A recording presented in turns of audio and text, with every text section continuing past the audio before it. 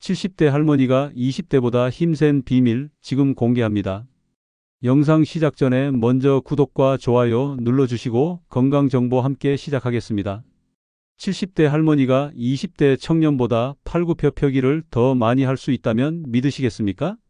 제가 40년 동안 수만 명의 어르신들을 진료하면서 직접 목격한 놀라운 사실입니다. 그런데 더욱 놀라운 것은 이 할머니가 65세에 처음 운동을 시작하셨다는 점입니다.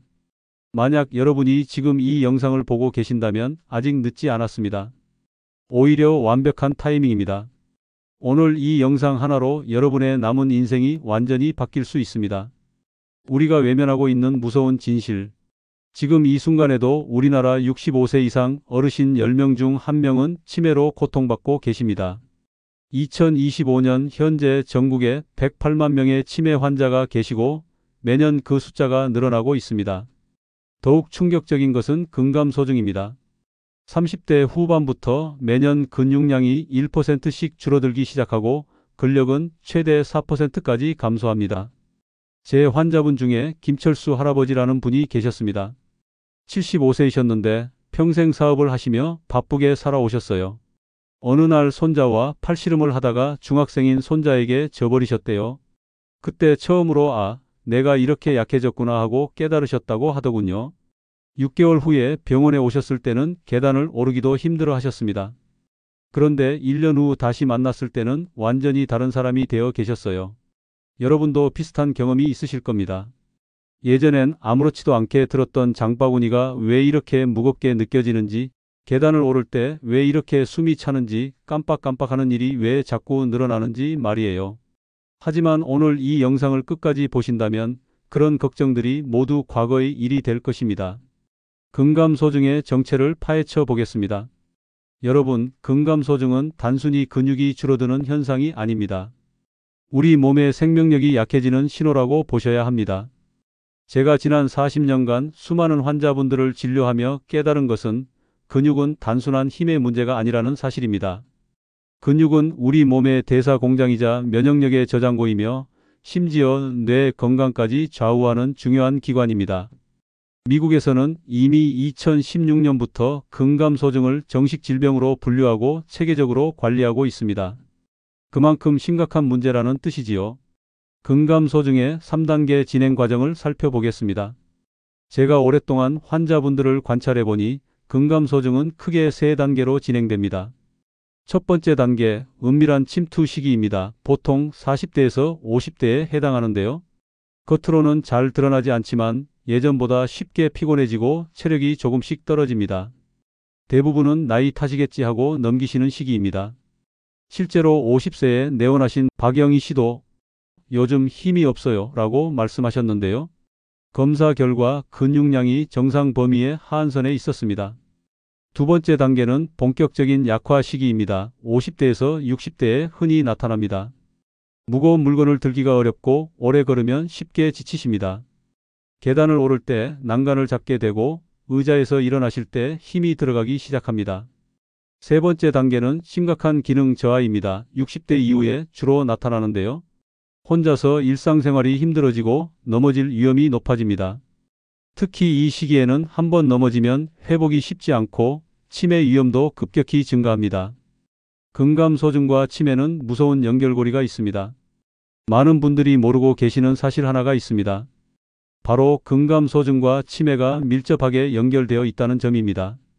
근육에서는 건강 호르몬이 분비되는데 이 물질이 뇌로 가서 뇌세포를 보호하고 새로운 뇌세포가 생기는 것을 돕습니다. 그런데 근육이 줄어들면 이 보호 물질도 함께 줄어들어 치매 위험이 크게 높아집니다.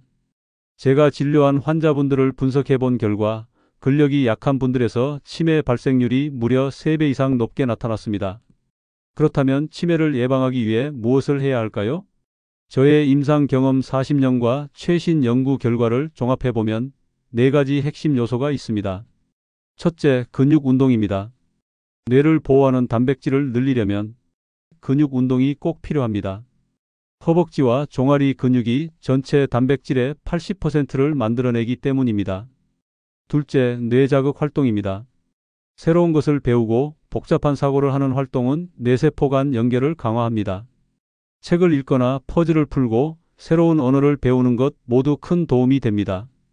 셋째, 사회적 교류입니다. 혼자 지내는 시간이 길어질수록 치매 위험은 높아집니다. 가족이나 친구들과의 대화, 모임, 교류가 뇌를 활성화시키는 중요한 요소입니다. 넷째, 혈관 건강입니다. 뇌혈관이 건강해야 뇌에 충분한 영양과 산소가 공급됩니다. 따라서 고혈압, 당뇨, 고지혈증 같은 만성 질환을 잘 관리하는 것이 필수입니다. 동서양 의학이 증명한 치매 예방법을 알아보겠습니다. 서양 의학 연구에 따르면 규칙적인 운동은 뇌세포를 건강하게 지켜주고 뇌 기능을 강화하는 데 도움을 줍니다. 한편 동양 의학에서는 예로부터 머리와 발을 차게 하고 배를 따뜻하게 하라는 말이 전해집니다. 현대 의학적으로 해석하면 뇌를 자극하고 하체 운동을 통해 혈액순환을 돕고 소화기관을 건강하게 유지하라는 의미입니다. 놀라운 사실은 수천 년 전 동양의 지혜가 현대 과학의 발견과 정확히 맞아떨어진다는 점입니다. 여러분, 많은 분들이 나이가 들면 관절이 아픈 것이 당연하다고 생각하시지만 사실은 그렇지 않습니다. 관절이 망가지는 원인에는 세 가지가 있습니다. 첫 번째는 근육 약화입니다. 관절을 지지하는 근육이 약해지면 관절에 직접적인 부담이 갑니다. 특히 무릎 관절을 지탱하는 대퇴사두근이 약해지면 무릎 관절염이 급속히 진행됩니다. 제 환자분 중 이순자 할머니는 70세의 무릎 통증으로 오셨는데 검사 결과 대퇴사두근 근력이 정상의 50%밖에 되지 않았습니다. 하지만 6개월간 근력 운동을 꾸준히 하신 결과 무릎 통증이 90%나 개선되셨습니다. 두 번째는 잘못된 자세입니다. 오랜 시간 구부정한 자세나 한쪽으로 치우친 자세를 유지하면 특정 관절에 과도한 부담이 생깁니다. 세 번째는 과도한 안정입니다. 움직이지 않고 지나치게 안정을 취하는 것도 문제입니다. 관절은 움직여야 건강합니다. 쓰지 않으면 잃는다는 원칙이 관절에도 그대로 적용됩니다. 이렇게 근육, 뇌, 그리고 관절은 서로 긴밀히 연결되어 있습니다. 건강한 노년을 위해서는 세 가지를 균형 있게 관리하는 것이 무엇보다 중요합니다. 관절별 맞춤 관리법을 알려드리겠습니다. 각 관절마다 특성이 다르므로 맞춤 관리가 필요합니다. 무릎 관절은 우리 몸에서 가장 많은 체중을 지탱하면서도 구조가 복잡한 부위입니다. 72세 김덕수 어르신은 매일 3,000보를 걸으셨지만 여전히 무릎 통증을 호소하셨습니다. 알고 보니 대퇴사두근이 약해져 무릎에 직접 충격이 전달되고 있었던 것이었습니다. 이럴 때는 대퇴사두근을 강화하는 운동과 함께 유연성 운동을 병행하셔야 합니다. 앉았다 일어서기 운동을 하루 20회씩 3세트 하시면 되는데요.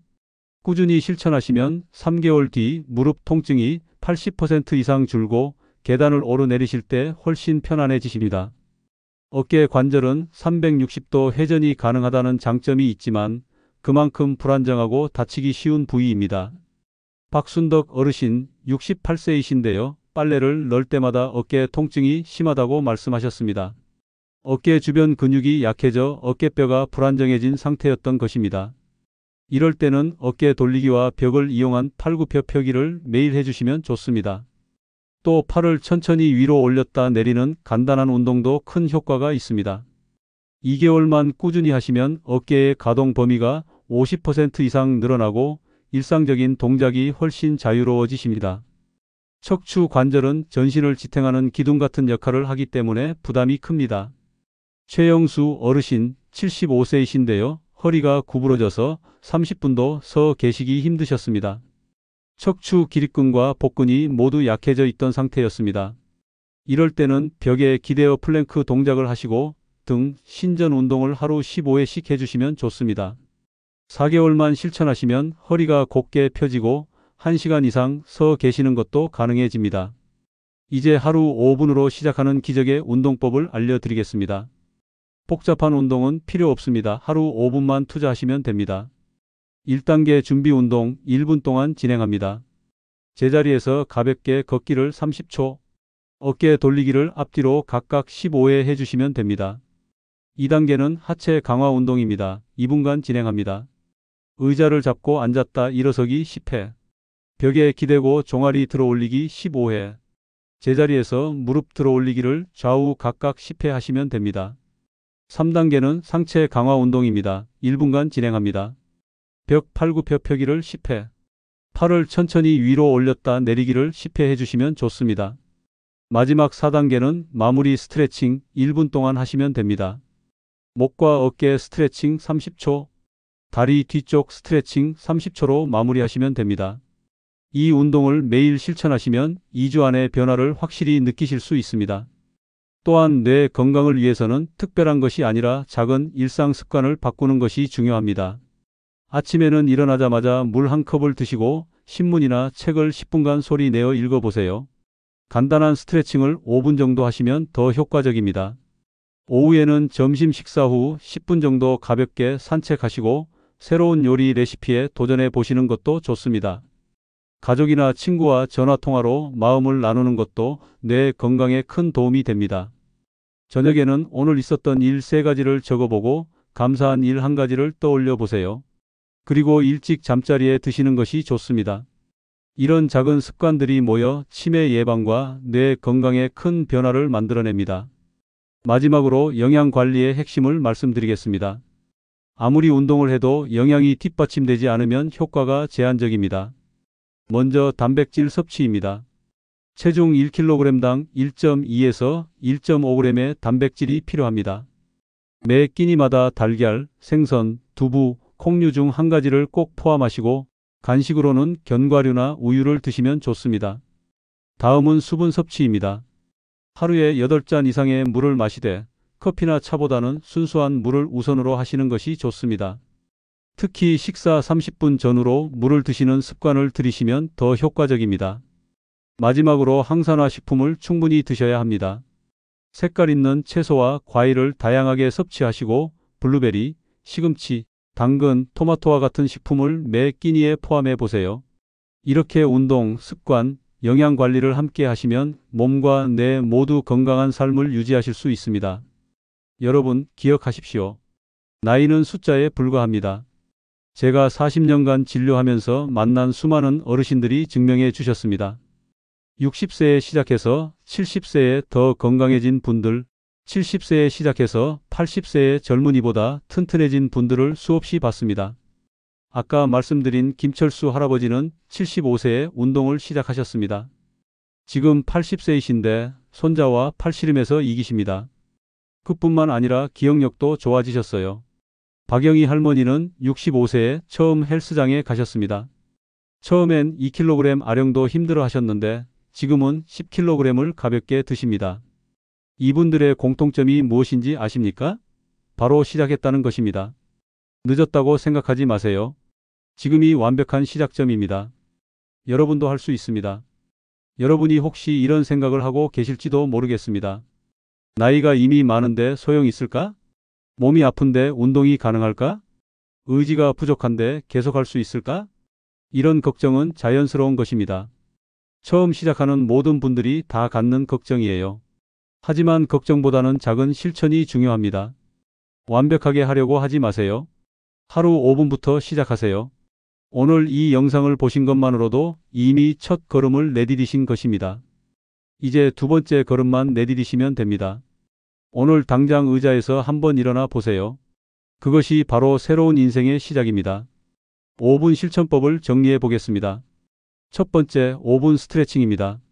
하루 중 잠깐 의자에 앉아서 목과 어깨, 허리를 가볍게 풀어주는 동작만 해도 혈액순환이 개선되고 피로가 줄어듭니다. 두 번째, 5분 명상과 호흡법입니다. 눈을 감고 깊게 호흡을 이어가며 5분만 마음을 고요히 가져보세요. 짧은 시간이지만 스트레스가 완화되고 집중력이 높아집니다. 세 번째, 5분 걷기입니다. 집 안이나 복도, 사무실 주변이라도 잠시 걸어보세요. 다리 근육이 자극되고 혈액순환에 큰 도움이 됩니다. 네 번째, 5분 물 마시기 루틴입니다. 정해진 시간마다 물 한 컵을 마시는 습관은 노폐물 배출을 돕고 피부 건강에도 긍정적인 효과가 있습니다. 다섯 번째, 5분 일기와 감사 노트 쓰기입니다. 오늘 있었던 작은 일 하나를 기록하는 것만으로도 마음이 정리되고 정신 건강에 힘이 됩니다. 마지막 6번째, 5분 정리정돈입니다. 책상이나 거실 한 구석만 정리해도 마음이 한결 가벼워지고 생활 리듬이 달라집니다. 여러분, 건강을 지키는 건 거창한 변화가 필요하지 않습니다. 단 5분이면 충분합니다. 스트레칭, 호흡, 물 한 잔, 이런 작은 습관이 쌓여 큰 변화를 만듭니다. 여러분은 오늘 어떤 5분을 선택하실 건가요? 댓글로 나만의 5분 실천법을 남겨주시면 서로에게 좋은 자극이 될 수 있습니다. 그리고 구독은 무료이고 알람 설정은 새로운 정보를 바로 받아보는 방법입니다. 좋아요는 더 많은 분들이 이 영상을 통해 함께 실천할 수 있게 하는 작은 힘이 됩니다. 오늘도 함께 해주셔서 감사합니다. 여러분의 작은 실천이 큰 변화를 만듭니다. 늘 건강하시고 다음 영상에서 다시 뵙겠습니다.